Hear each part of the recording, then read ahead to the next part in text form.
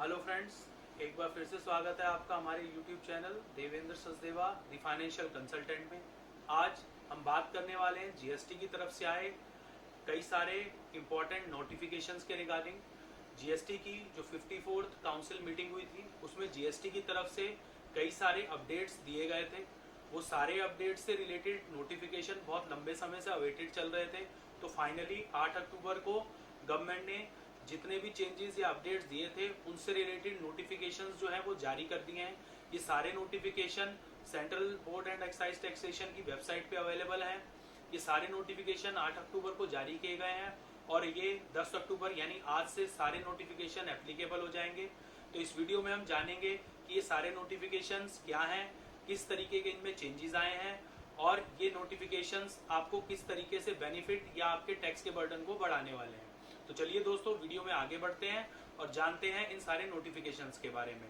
तो सबसे पहले मैं आपको ये बता देना चाहता हूँ कि ये नोटिफिकेशंस जो है बेसिकली इन नोटिफिकेशंस में कई सारी चीज़ों के ऊपर टैक्स की एप्लीकेबिलिटी की गई है। कई नोटिफिकेशंस के ऊपर जो है टैक्स का रेट में चेंजेस किए गए हैं। साथ ही साथ गवर्नमेंट की एमनेस्टी स्कीम के अंडर में वेवर दिया गया है। कई और सेक्शंस में पेनल्टी के ऊपर वेवर दिया गया है। कई जगह पर टैक्स को जो है वो एग्जम्प्ट कर दिया गया है। तो ऐसे करके 5-6 अलग अलग कैटेगरीज हैं जिन कैटेगरीज में गवर्नमेंट की तरफ से नोटिफाई करके चेंजेस किए गए हैं। तो स्टेप बाय स्टेप एक एक नोटिफिकेशन को हम देखेंगे और जानेंगे कि इनमें क्या क्या चेंजेस जो हैं किए गए हैं। तो फ्रेंड्स, जैसा कि मैंने आपको बताया था, हम स्टेप बाय स्टेप सारे नोटिफिकेशंस को रिव्यू करेंगे। तो सबसे पहले हम आगे वीडियो में देखते हैं आरसीएम के रिलेटेड जो नोटिफिकेशन है। तो आरसीएम में बेसिकली दो नोटिफिकेशंस आए हैं। पहला नोटिफिकेशन जो है वो है notification number 6, central sales tax rate का ये नोटिफिकेशन है। ये नोटिफिकेशन 8 अक्टूबर को आया था एंड ये नोटिफिकेशन जो है इसकी जो कम इन फोर्स की जो डेट है वो 10 अक्टूबर है, जैसा कि आप यहाँ पर देख रहे हैं। ये नोटिफिकेशन जो है ये सेक्शन 73, 74 इन सब में जो आइटम कवर हो जाती हैं उन आइटम से रिलेटेड है। एंड ये नोटिफिकेशन जो कहता है, ये कहता है कि मेटल स्क्रैप में जो भी मटेरियल में आप डील करते हैं, वो मटेरियल अगर आप किसी अनरजिस्टर्ड पर्सन से खरीद रहे हैं और उसको आप किसी रजिस्टर्ड पर्सन को बेच रहे हैं, तो उस केस में अभी क्या होता था, ये आरसीएम के अंडर में कवर नहीं होता था। तो अभी क्या होगा कि कोई भी अगर अनरजिस्टर्ड पर्सन से रजिस्टर्ड पर्सन खरीद रहा है मेटल स्क्रैप को, तो वो स्क्रैप का जो इनवॉइस है उसके ऊपर रजिस्टर्ड पर्सन को जो है वो आरसीएम जो है वो डिपॉजिट करना होगा। तो एक ये जो आरसीएम रिलेटेड पहला नोटिफिकेशन जो है वो ये है। दूसरा नोटिफिकेशन जो आरसीएम रिलेटेड आया है वो है नोटिफिकेशन नंबर 9। ये भी 2024 सेंट्रल टैक्स रेट का नोटिफिकेशन है एंड ये भी सिमिलरली 8 अक्टूबर को आया है एंड इस ये भी 10 इफेक्ट से जो है वो एप्लीकेबल हो जाएगा। ये जो दूसरा नोटिफिकेशन है, ये नोटिफिकेशन रिलेट करता है रेंटिंग को।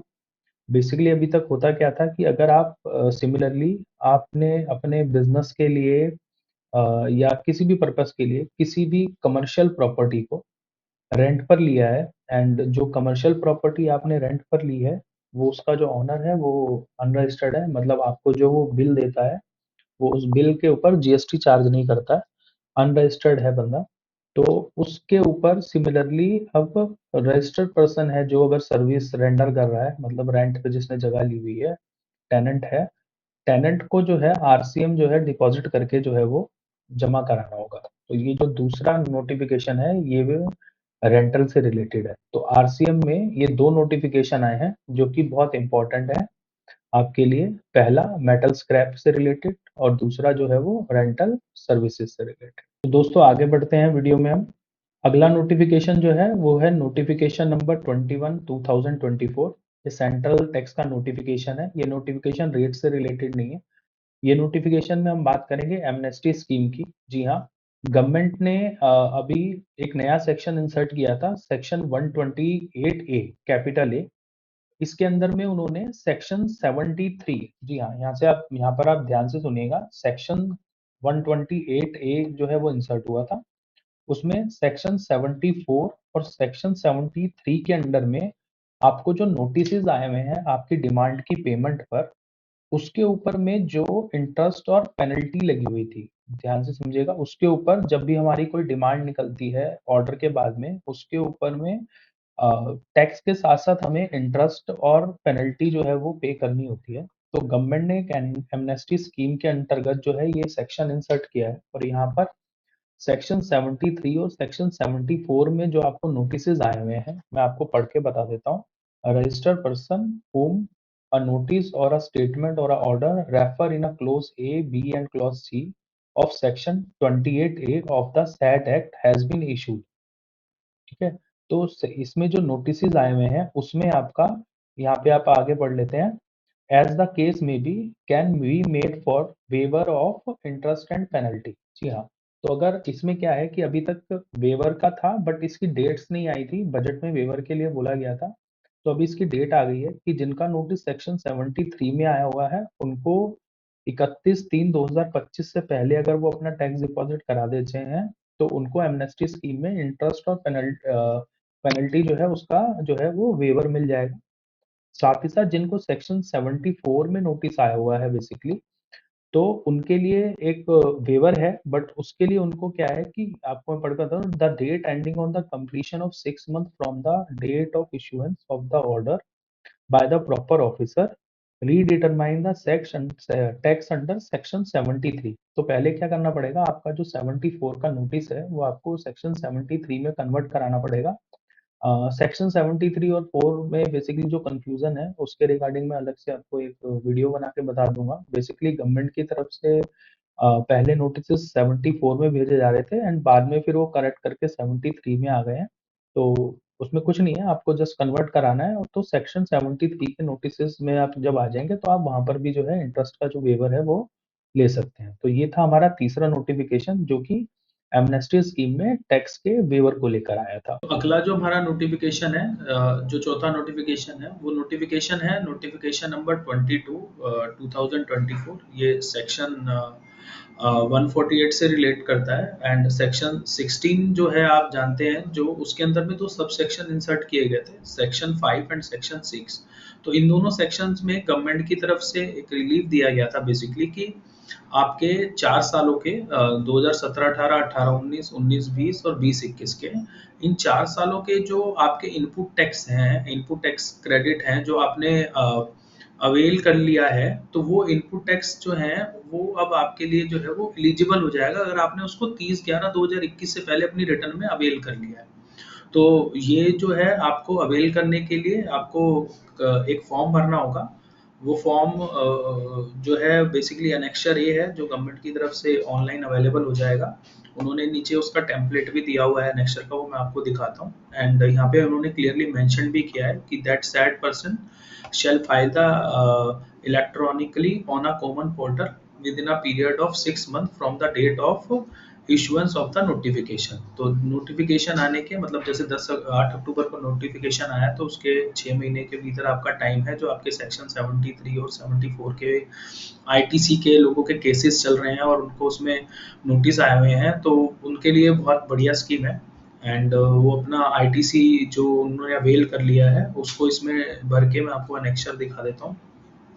यहाँ हम एनेक्चर चलेंगे तो यहाँ पे आपकी एनेक्चर में ये बेसिक डिटेल्स हैं, ये ऑटोमेटिकली जीएसटी पोर्टल पे आएगा तो वो पिक कर लेंगे। यहाँ पे आपको आपके ऑर्डर का रेफरेंस नंबर एंड डिटेल्स डालनी है एंड उसके बाद जो है आपका ये आपका डिटेल्स पूरी यहाँ पर फिल करके आपको जो है ये सबमिट करना है। ये बहुत अच्छी मतलब फैसिलिटी दी है, तो इसका आप फायदा उठाएंगे तो आपका जो है आईटीसी जो है वो एलिजिबल हो जाएगा। तो दोस्तों आगे बढ़ते हैं अगले नोटिफिकेशन की तरफ, जो कि 5वां नोटिफिकेशन है। ये नोटिफिकेशन भी गवर्नमेंट की तरफ से बहुत बढ़िया नोटिफिकेशन है। ये बेसिकली वेवर का नोटिफिकेशन है। जैसा कि आप सब लोग जानते हैं कि जो लोग GSTR 7 फाइल करते हैं, बेसिकली जो GST के ऊपर भी TDX डिडक्ट करके डिपॉजिट करते हैं, तो उसके लिए उनको GSTR 7 की जो है वो रिटर्न फाइल करनी होती है। तो GSTR 7 की जो रिटर्न फाइल करनी होती है उसकी अगर आपने वो रिटर्न टाइम पे फाइल ना करी हो तो उसमें लेट फी लगती है दोनों सेक्शंस में, 25 rupees per day in each section जो लगती है। तो गवर्नमेंट ने उस फीस का जो है वो वेवर कर दिया है। जी हाँ, तो जो जून 2021 ऑनवर्ड्स जो है जिनकी रिटर्न जो है वो पेंडिंग है, वो अपनी रिटर्न फाइल कर लीजिए। एंड यहाँ पर गवर्नमेंट ने उस पे वेवर दे दिया है, तो आप इसका भी बहुत फ़ायदा उठा सकते हैं और अपनी रिटर्न्स को भर सकते हैं। आप चाहे तो ये मैं आपको पढ़ के भी बता देता हूँ कि यहाँ पे आप जैसे पढ़ेंगे कि the of the said act by such registered person for failure to the furnishing the returns in form GSTR 7 for the month of June 2021 onwards by the due date shall and stand waived which in excess of an amount of 1000 rupees। तो ये जो यहाँ पे आपको way of मिल रहा है, आप इसका बेनिफिट उठा सकते हैं अपने GSTR 7 की रिटर्न को फाइल करने के लिए। अगला जो छठा नोटिफिकेशन है हमारे पास, वो नोटिफिकेशन 05 2024 सेंट्रल टैक्स का नोटिफिकेशन है। ये नोटिफिकेशन भी जो है आपका 8 अक्टूबर को आया था, एंड सिमिलरली ये नोटिफिकेशन जो है वो आपका 10 अक्टूबर से इन्फोर्स हो जाएगा। इस नोटिफिकेशन में बेसिकली रेट को चेंज के ऊपर नोटिफिकेशन है। जैसे कि सबसे पहला अगर मैं आपको फॉर एग्जांपल बताऊं तो शेड्यूल 1 में जो कैंसर की मेडिसिन बनाने में ड्रग्स यूज़ किए जाते हैं, ये ड्रग्स के नाम है, उनके ऊपर टैक्स जो है वो रिड्यूस करके 2.5% मतलब 5% कर दिया गया है। साथ ही साथ आपका जो नमकीन जो होती है जैसे सॉल्टेड या उस सब पे भी GST 6% कर दिया गया। एंड आपका जो यहाँ पर शेड्यूल 5 में आपका जो मोटर व्हीकल्स के सीट कवर्स होते हैं उसके ऊपर जो GST है वो 14% जो है वो कर दिया गया है। तो ये नोटिफिकेशन है रेट्स की रिडक्शन के लिए। तो दोस्तों अगला नोटिफिकेशन जो है वो नोटिफिकेशन है notification number 07 central tax rate का ये नोटिफिकेशन है। इसमें बेसिकली जो चेंज किया गया है वो चेंज ये किया गया है कि transportation of passenger, basically transportation of passenger with और without baggage by air in helicopter with a sharing seat basis। तो बेसिकली जहां पर हेलीकॉप्टर पैसेंजर पर्पस के लिए यूज किया जाता है शेयरिंग सीट बेसिस के ऊपर, तो वहां पर जो है टैक्स जो है उसको रिड्यूस करके 5% कर दिया गया है, जो कि पुराना टैक्स था। बट इसमें एक कंडीशन लगा दी गई है कि वो कंडीशन ये है कि provided that credit of input tax charge on a goods used in a supplying of the service has not been taken। तो यहाँ पर क्या है कि अगर आप इनपुट टैक्स क्रेडिट अवेल कर रहे हैं तो आपको पुराना टैक्स लगेगा। अगर आप इनपुट टैक्स क्रेडिट अवेल नहीं कर रहे हैं तो आपको ये 2.5% वाला नया टैक्स लगेगा। तो ये नोटिफिकेशन भी 8 अक्टूबर को आया था, एंड इसकी भी 10 तारीख से आज से ये जो है आपका एप्लीकेबल हो जाएगा रिड्यूस टैक्स के साथ। आगे बढ़ते हैं। अगला नोटिफिकेशन जो है वो नोटिफिकेशन नंबर 8 है। ये नोटिफिकेशन नंबर 8 जो है ये बेसिकली टोटली रिलेट कर रहा है काफी सारी सर्विसेज को जो कि एब्सम्प्ट हो जा रही हैं, जिनके ऊपर GST नील कर दिया जा रहा है। ये नोटिफिकेशन भी 8 तारीख को आया था, एंड ये नोटिफिकेशन में जो सर्विसेज को बेसिकली एग्जाम किया गया है तो उसको हम समझ लेते हैं। सबसे पहले तो यहाँ पर जिसको एग्जाम किया गया है service supply of services by way of providing the metering equipment on a renting testing of for meter transformation and capacitors। Basically आप जैसे जानते हैं कि इलेक्ट्रिसिटी जो है वो GST के दायरे से उसको बाहर किया गया है। तो उससे रिलेटेड लाइक जैसे मीटर है उससे रिलेटेड कुछ इक्विपमेंट है टेस्टिंग करने वाले या कैपेसिटर्स वगैरह हैं, इन सब के ऊपर जो GST है उसको नील कर दिया गया है। आगे बढ़ते हैं। रिसर्च एंड डेवलपमेंट के ऊपर जो GST लगता था उसको भी जो है रिड्यूस करके नील कर दिया गया है। बट इसमें एक कंडीशन लगाई गई है। वो कंडीशन बेसिकली ये है कि ये रिसर्च एंड डेवलपमेंट जो है वो बेसिकली यहाँ पे मैं आपको पढ़ के बता रहा हूँ कि like for a government entity और a research for association university college and other institute notified under the clause 1 and clause 2 of subsection. तो बेसिकली सेक्शन 35 के क्लॉज 1 और 2 के अंदर में जो नोटिफाइड यूनिवर्सिटी एंड कॉलेजेस हैं या कोई गवर्नमेंट एंटिटी है उसको अगर आप रिसर्च डेवलपमेंट का कुछ इनवॉइस रेज करें तो उस पर GST जो है वो नील कर दिया गया है। आगे बढ़ते हैं।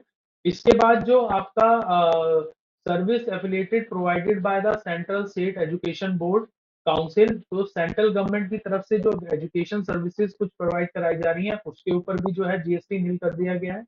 आगे बढ़ते हैं। नेशनल स्किल डेवलपमेंट, ऐसे वेरियस कई सारे इंस्टीट्यूट्स हैं, जैसे नेशनल स्किल डेवलपमेंट है, आपका वोकेशनल स्टडीज है, इन सब के ऊपर जो ट्रेनिंग बॉडी है, इसमें नेशनल स्किल डेवलपमेंट का है, इन सब पे जो जीएसटी है उसको नील कर दिया गया है। तो ये बेसिकली जो नोटिफिकेशन है, ये नोटिफिकेशन में कई सारी चीजों को जीएसटी से जो है वो एग्जम्प्ट कर दिया गया है। तो ये सब नोटिफिकेशन जो हैं, ये सारे नोटिफिकेशन आपको सेंट्रल बोर्ड की साइट पर आपको मिल जाएंगे। आपको होम पेज पे जाके बेसिकली यहाँ पर जीएसटी एंड जीएसटी में आपको नोटिफिकेशन टैब पर जाना है एंड यहाँ पर जाकर जो है आपको सिलेक्ट करना है नोटिस का category, like central tax rate. तो इन सब नोटिफिकेशंस यहाँ पर आपको अवेलेबल हो जाएंगे। ईयर सिलेक्ट करते आप उसको हिंदी इंग्लिश किसी भी लैंग्वेज में जो है डाउनलोड कर सकते हैं। दोस्तों, जैसा कि आपने देखा, गवर्नमेंट ने जितने भी नोटिफिकेशंस दिए थे वो सारे नोटिफिकेशंस मैंने आपको वन बाय वन समझा दिए हैं, क्लैरिफाई करा दिए हैं। आशा करता हूं कि आपको हमारा ये वीडियो पसंद आया होगा। आपसे मेरा अनुरोध है कि हमारे चैनल को सब्सक्राइब करें, हमारे इस वीडियो को लाइक करें एंड ज़्यादा से ज़्यादा शेयर करें। जितना ज़्यादा आप शेयर करेंगे, ये इन्फॉर्मेशन उतनी ज़्यादा दूसरे लोगों तक पास ऑन होगी और वो हमारे इस वीडियो का लाभ उठा पाएंगे और जो भी नोटिफाइड चेंजेस हुए हैं वो सारे चेंजेस के बारे में नॉलेज प्राप्त कर पाएंगे। तो दोस्तों, जल्दी हम दोबारा से मिलेंगे अपने नए वीडियो के साथ, एक अच्छी सी और बढ़िया सी इन्फॉर्मेशन लेके।